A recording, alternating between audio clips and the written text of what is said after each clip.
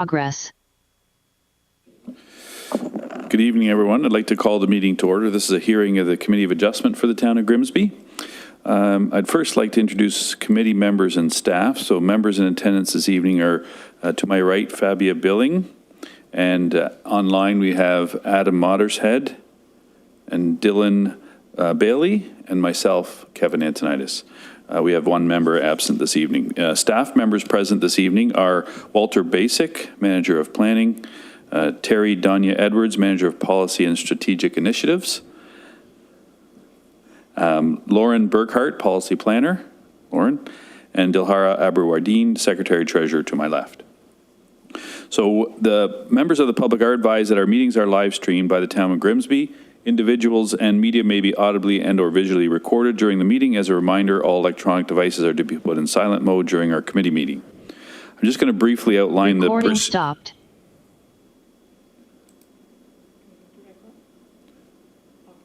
Try again? Okay. Keep going? Okay. I guess they're not live streamed temporarily. The purpose of the application and any correspondence will be heard, following which the applicant will be given an opportunity to address the application. Any person concerned with the application will then be given an opportunity to speak. At the conclusion of the discussion, the committee will render a decision and advise of any applicable conditions. Copies of the decision will be mailed to the applicant or agent and to any other person who files a written request.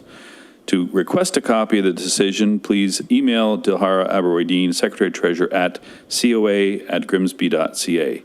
The applicant, the Town of Grimsby, the minister, or a specified person or public body has the right to appeal either the decision itself or the conditions of consent to the Ontario Land Tribunal, OLT, within 20 days of giving of the notice under Section 17 for consent, and the same for a minor variance, 20 days. Specified persons and certain public bodies include public utilities, but do not include an individual or community association. So everyone present will be given an opportunity to comment on the applications being heard. Please address your comments and questions through the chair. Each participant will be provided 5 minutes to speak. Each participant may speak only once. If you hear your comments being presented by someone else, please do not duplicate the remarks. When you are called, we ask that you state your name and address for the record. Agencies commenting on applications may request certain conditions be imposed. Voicing objections to these conditions will not adversely affect the committee's decision. All members of the committee have viewed the property on the agenda tonight and were familiar with the lands that are subject to the application. Do any members of the committee have a pecuniary interest with respect to the applications we are hearing tonight? No, and I have none. Adoption of the agenda. Could I have a mover and a seconder? I have a mover actually from Fabia. Seconder, Adam. Any further discussion that we adopt the agenda as presented? All those in favor say aye. Opposed, if any? Was carried.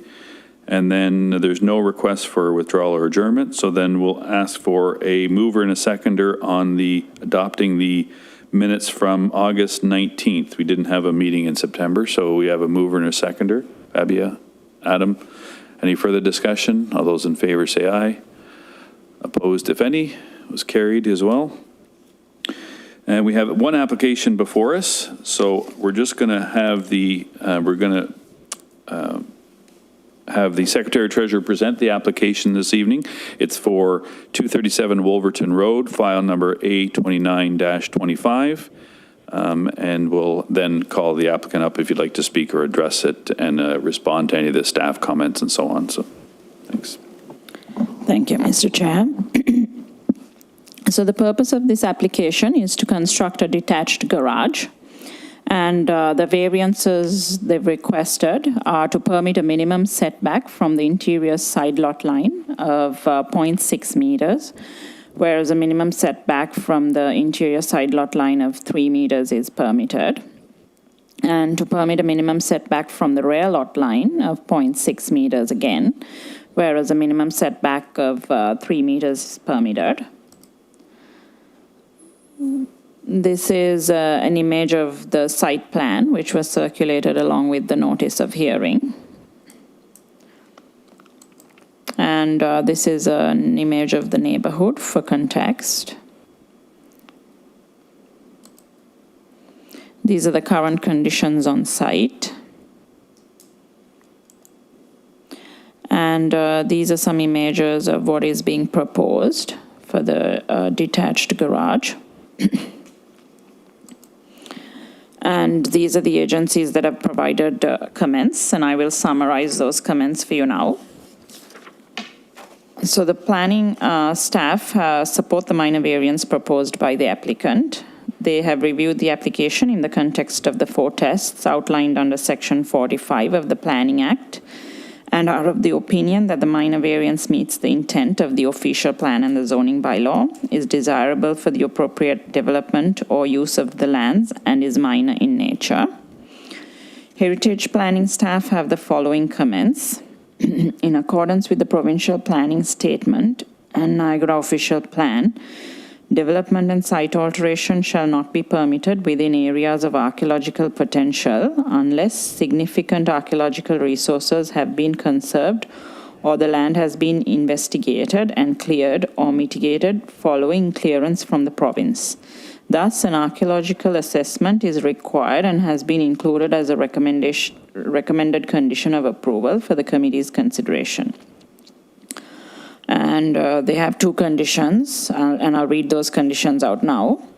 Number 1, that the applicant owner submit the completed Stage 1 archaeological assessment and subsequent studies, if applicable, as well as a letter from the Ministry of Citizenship and Multiculturalism confirming that all the submitted archaeological assessments, that is Stage 1, Stage 2 and others, if applicable, have been entered into the Ontario Public Register of Archaeological Reports as a condition of licensing in accordance with the Ontario Heritage Act are required.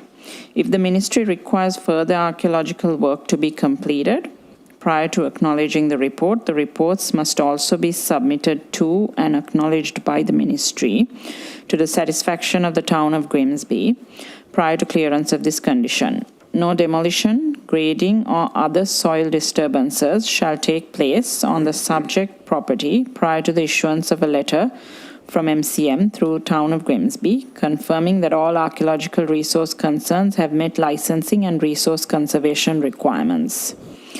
Condition number 2, that the owner be informed of the following advisory clause.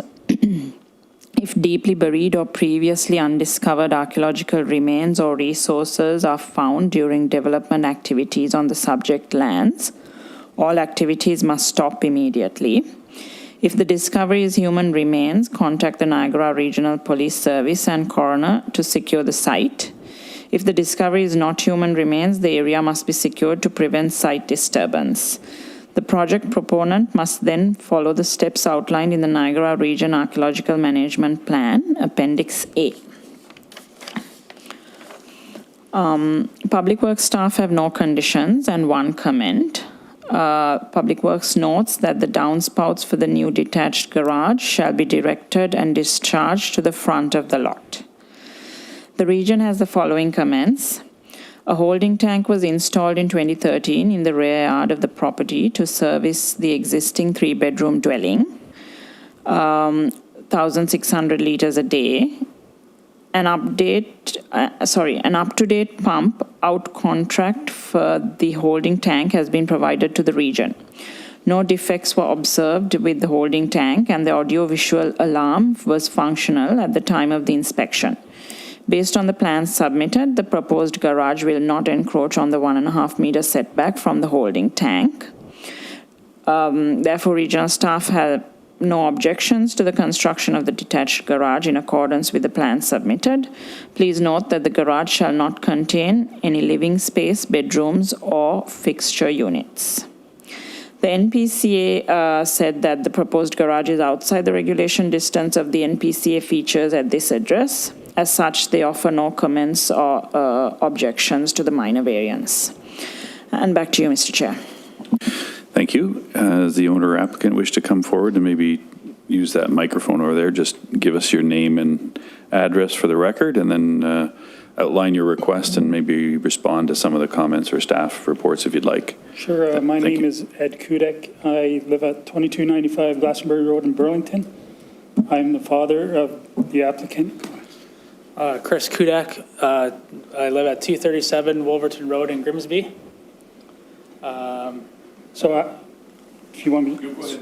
So after hearing all the comments, we did the archaeology report. We're good there. We think that, you know, we needed those offsets to put the garage back there so that his work truck could fit back there. That's basically it. Thank you. So you did the report in anticipation of the request from staff that they were going to require that? Because We had a pre-consult here. Oh, I see. So we had a Okay. pre-consult with the group here, staff. They told us everything we needed, so that was way back in April, and we finally got those done. Just curious, what did that cost you So for a garage?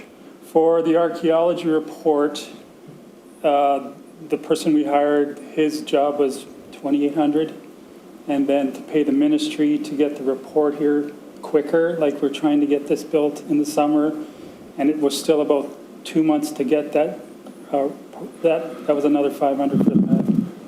So did they define the study area to just the garage, like the footprint No, of the the whole garage? property. They did the whole prop? They did the whole trigger- property, front and back, yeah. Okay. And I think it took all of 45 minutes to an hour to do the assessment and then make this report. Any questions from the committee members on the application? Mr. Chair, I just had one, maybe a question and a comment. I think it was Public Works that made the comment in their report about the downspouts facing forward. Does that need to be a condition, or is it just something that's noted as part of the plans? I'm okay with it being a comment in the report, but I just don't know if we need to make that a condition.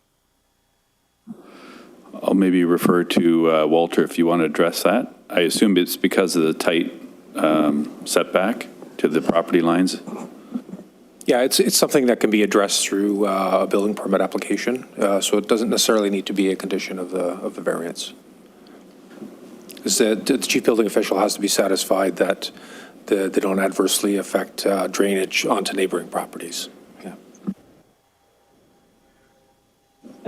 And I guess my other sort of comment, Mr. Chair, I thought it would, thank you for sort of asking your question about the archaeological assessment. That's certainly not an inexpensive undertaking. I guess my question is it up to this committee as to whether or not, you know, it made it sound like it's an option. Is that, it's always sort of been my understanding that it's something that has just been a requirement. So is that something that we can, that we have any sort of purview over? My understanding is that it's not, that this is sort of something that just has to be done in order to, that is just now required. But some of the wording that I've read makes it almost sound like, you know, we, maybe the committee, or whether it's the town, can sort of say yes or no, so. Yeah, I read that too, and I saw the letter in there from the minister, so and then the request to make it as a condition, so I thought, oh, it's already been met. So I think we have exempted it in the past where we feel it's a minor request, like replacing an existing shed. I get it, the footprint's slightly larger, but to make them go to trigger an entire archaeological assessment over the entire property seems a little onerous for a garage. I would agree with you, the cost-wise and, you know, the purpose of it. So, but I'm pretty sure, I stand corrected, that we have exempted them in the past for these sorts of minor garage or additions. Maybe somebody else can enlighten me, or Walter. I know the act requires us, there's mention of shall have regard to, but having regard to and then saying, yeah, we did have regard to it and we felt it wasn't required in this case is how we've done it in the past, but I could be mistaken. Yeah, thank you. Through you, Chair. There have been circumstances where the committee has, instead of imposing a condition of requiring an assessment to be done, that just include the warning clause, or a reference to the warning clause, where if deeply buried archaeological finds are found, that the appropriate authorities be contacted in that regard. Right, I would agree that that warning clause could stay in, but not to trigger, but anyways, it's already spent, so good for you being, anticipating it and keeping it moving. So any other questions from the committee members? Seeing no one else in attendance in the public, so the neighbors are having no concerns, I take it. So build it. Do I have a mover and a seconder on this application with reasons? Dylan? If you could outline your motion with reasons? Sure. Thank you, Mr. Chair.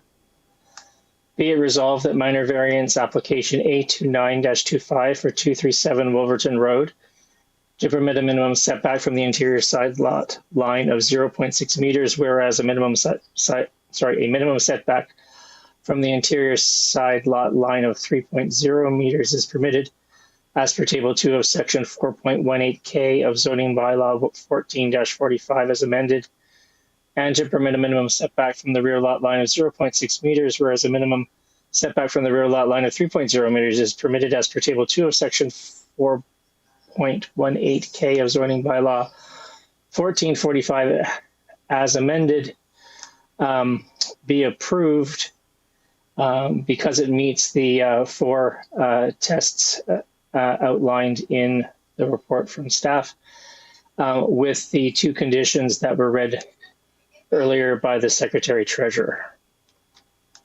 Thank you. Seconder? Fabia? Any further discussion on this matter? All those in favor say aye. Raise your hand or say aye. Opposed, if any? Was carried. Thank you. There is a 20-day appeal period before it becomes final and binding. Thank you very much for attending. Thank you. Have a good evening. Okay, so we have no further applications. Then we're going to move to a closed session. I'll just read the resolution. The meeting will be moved to a closed session for an educational workshop on additional residential units, ARUs, an update on the official plan, and any other anticipated policy changes. Could we have a mover and a seconder? Adam and Dylan. Any further discussion? All those in favor say aye. Opposed, if any? Okay, so we're now in closed session. Dilhar,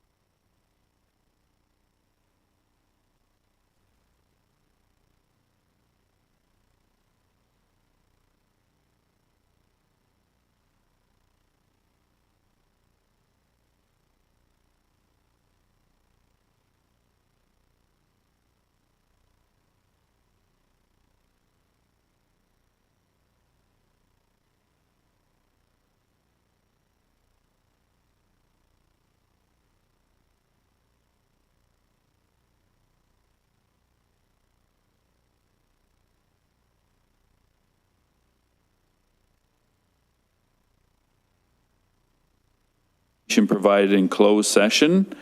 Mover and a seconder, Fabia, Dylan, any further discussion? All those in favor say aye. Opposed, if any, was carried. And I believe the next meeting is scheduled for November 18th. We are formally adjourned then. Thank you very much, everybody. Have a good evening.